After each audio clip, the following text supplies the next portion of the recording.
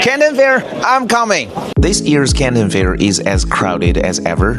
It might be the largest trade show I've ever attended. People zigzag through the crowds with luggage carts, while my feet are already sore just walking around. One buyer even joked that he comes here to lose weight. I come first, second, third phase, and April, October, all the time I'm here. It's the best time for me to do exercise. I go from D to B to A. I run around whole day. Over the years, the fair's popularity has skyrocketed. More influencers are covering it, but the real jewel, the sheer number of buyers, especially international ones. Though from my observation, European and American buyers have dwindled, replaced by crowds from India, Africa, the Middle East, and Russia. I met several Indian buyers who generously shared insider perspectives. India is a very big country, and population India is larger than Chinese. There is very big consumer market, but the machinery and equipments is not available in India. I think Chinese company should go to India and set up their plants and consultations office for many products, because there is a very big market in India. There's a problem with US, so the Chinese manufacturers should go for other markets Like Europe, even Africa, even South America. South America is America's neighbor, so it's a huge market. But many companies from China, they say the price here is very low. In China also there are many high-end manufacturers and many low-end manufacturers. So sometimes it's a win-win situation that they have to find some middle ground. Okay, just to find the proper clients. Yeah, the proper clients, yeah. Then there were African buyers. Their stories might just reshape your assumptions about the continent. So where are you from? Ghana. We are the second largest economy in West Africa. Robotics and automation is something that is new, and it's still in its really early stages in Ghana, right? And so for me, it's an opportunity to explore the space and see what I can bring here to my country. For those Chinese companies, if they want to enter Ghana market or African market, do they need to pay attention to anything? I would say that they should come with an open mind. There's a lot of bias or misconception that you would have, especially from the narrative that you see on media, right? Before coming to China, this is my first time in China. A lot of projection from Western media makes it look like this place is... But coming here, I even find it in some ways even more advanced than a lot of Western countries, right? So I'd say that for companies or people looking to go to the emerging markets like Ghana, they should keep an open mind, not really pay attention to what the media is saying. I understand. So go there by yourself. See it by yourself. See it by yourself. See what problems are available and what opportunities you can take advantage of. So everyone in Ghana's English is so good? Yes, we speak a lot of English in Ghana. I'm from Nigeria. When you talk of Africa, you talk about Nigeria. Nigeria is a very big country, and I think Nigeria have the highest population in Africa. So if we want to do business with Africans, we should go there. Go to Nigeria. Nigeria is one of the biggest markets in Africa. Any business is okay. Any business? Yes, because Nigeria buy everything.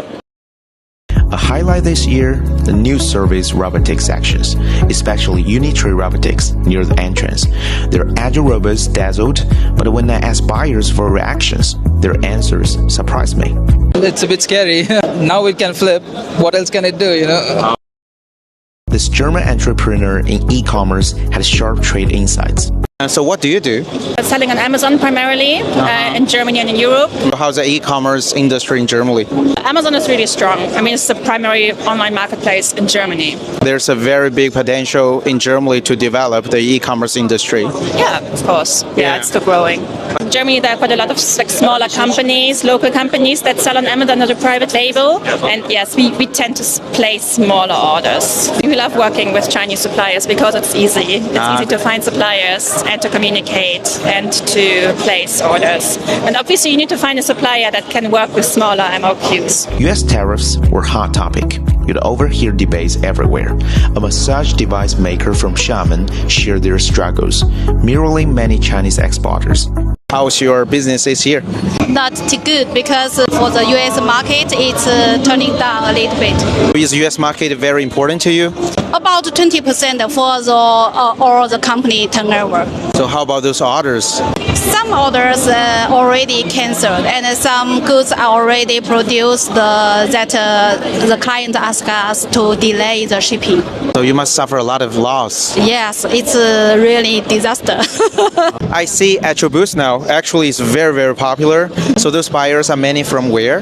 Many countries: Russia, Brazil, Japan, Korea, Okay. and some European countries also. But USA just a few. So which market is increasing now? For us, the Middle East market is increasing. This is my first time to see this little massage chair. How can you come up with this little idea? Because the economic now is not very good, and also people cannot buy very big house. We develop these new items that more people can use the very good massage chair. So no matter how tough the market is, but innovation product itself is the most crucial thing. Yeah. I also asked this Australian veteran for his opinion. Because you must be losing something like 25% of your total exports overnight. You have to encourage your domestic market. Will absorb some of the manufacturing capacity that you guys have got. The US has disposable income.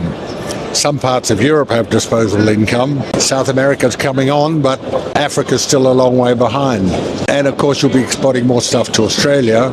I read that there's 16 new automotive companies going to export to Australia, and we already have about 10 Chinese automotive manufacturers representative there. I don't know how they're going to sell cars to a population of 25 million people. But another African buyer tells another solution. China has 5,000-year history. Find a solution. Everything you have to go back to the past. So you mean we can find the answers in our history? Absolutely. 5,000 years. No another country has such an experience in the world.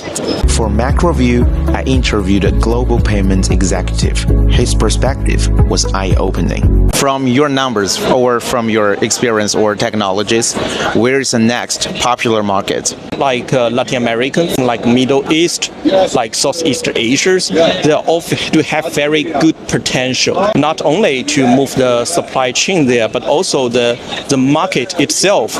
In Vietnam, the population there is very young, so they are willing to purchase like the consumer electronic products from China. Those markets, I think, both for our merchants, but also for us, for Lian, we need to pay attention to. Latin America, Southeast Asia, and the UAE, Middle East are promising. Because recently, the USA has imposed a significant tariff on China. Yesterday is 245. Yeah. So from your numbers, from a payment company's perspective, do you think that will affect made in China? We also visit some of our clients who is like focusing on the US market. What they told us, it is they propelled this for many years. That year after 2018, they already moved some supply chains to the Southeastern countries. It's quite different from 7 years ago. So from the payment numbers, I mean the money, paying to the US now decreasing? No. Oh, still no. Still no. That's surprising. Probably you guys can guess why. That's a wrap on my Canton Fair adventure. See you next time.